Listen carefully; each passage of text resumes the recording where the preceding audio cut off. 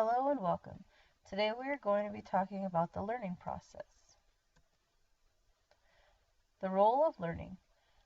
To learn means to gain or acquire knowledge of or skill in something by study, experience, or being taught. Children begin learning once they are born.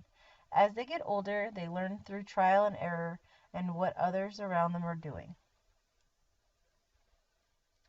Tell me and I forget, teach me and I may remember, involve me and I learn. Benjamin Franklin. How we learn. There are three main ways that we learn: visually, kinesthetically, and auditory.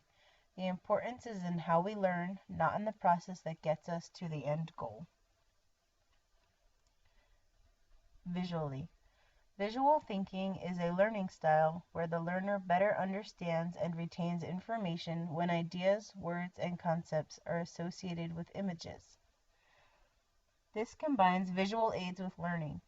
Students see how ideas are connected and realize how information can be grouped and organized. For example, when teaching a lesson, the teacher will have pictures, short films, presentations, and other aids to go along with the words on a paper or on the board. Kinesthetically. This is a more hands-on approach to learning. This combines movement with learning.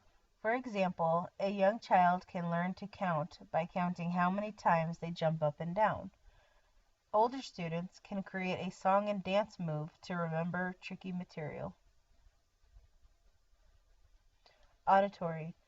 Auditory learners learn best by hearing information and using self-talk. This method combines listening or talking out loud along with using a visual aid. For example, students can follow along with a book while also having the book read aloud to them on a tape. These types of learners may also prefer to answer questions orally while you write down what they are saying. Parents and teachers play important roles in a child's academic and personal lives. Parents' role in teaching and learning. A parent's role in their child's teaching and learning is never ending. There are many ways that a parent can help their child become more successful. An example of these roles are to be a role model. Parents are their child's first teacher.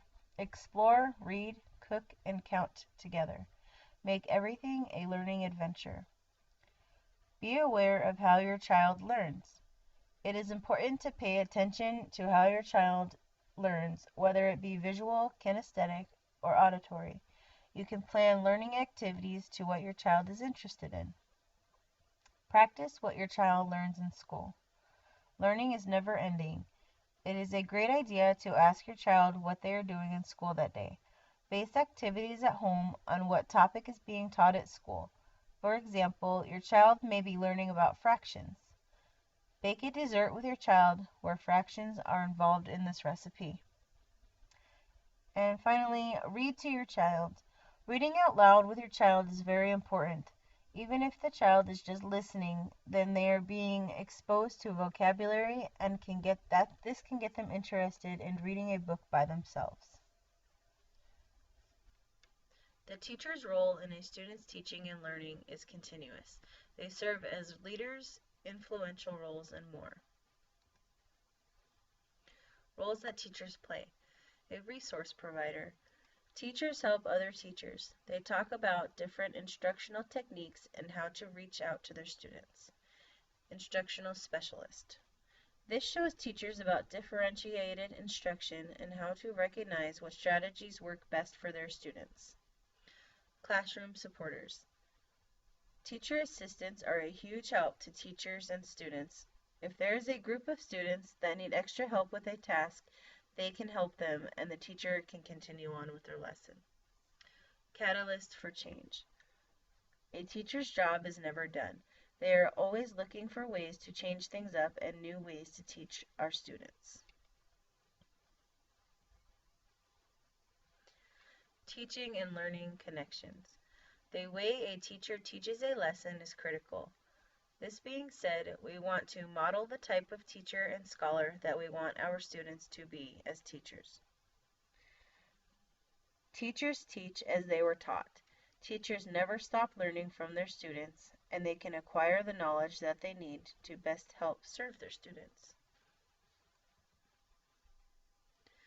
The Inclusion Classroom and Language to be used according to IDEA.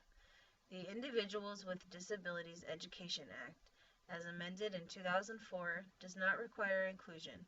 Instead, the law requires that children with disabilities be educated in the least restrictive environment appropriate to meet their unique needs. And the IDEA contemplates that the least restrictive environment analysis will begin with placement in the regular education classroom. This means that students with special needs can be slowly emerged into a mainstream classroom, depending on their disability. All students require the same amount of equality, whether they have a disability or not. Some students may have an IEP, which stands for Individual Education Plan, that allows them certain accommodations with their academics. Behavioral changes. ADHD is short for Attention Deficit Hyperactivity Disorder. This means that kids with ADHD act without thinking, are hyperactive, and have trouble focusing. They may understand what's expected of them, but have trouble following through because they can't sit still, pay attention, or focus on details. A lot of children may have these same symptoms earlier in life, but they grow out of them. With ADHD, the symptoms are there for a longer period of time. Tips for accommodating children with ADHD. Frequent breaks. Depending on the age of the student, they may have a break every 15 to 30 minutes for a minute or two. This is their chance to get out of their seat and walk around the back of the room without disrupting other students around them. They can come back and refocus on the task at hand. Seat the student away from distractions. Students should be placed away from their peers who will easily distract them and closer to other students who are positive and hardworking role models. Always remind the students in a constructive way that they are off task and need to refocus. Thank you for your time. Questions and comments are appreciated.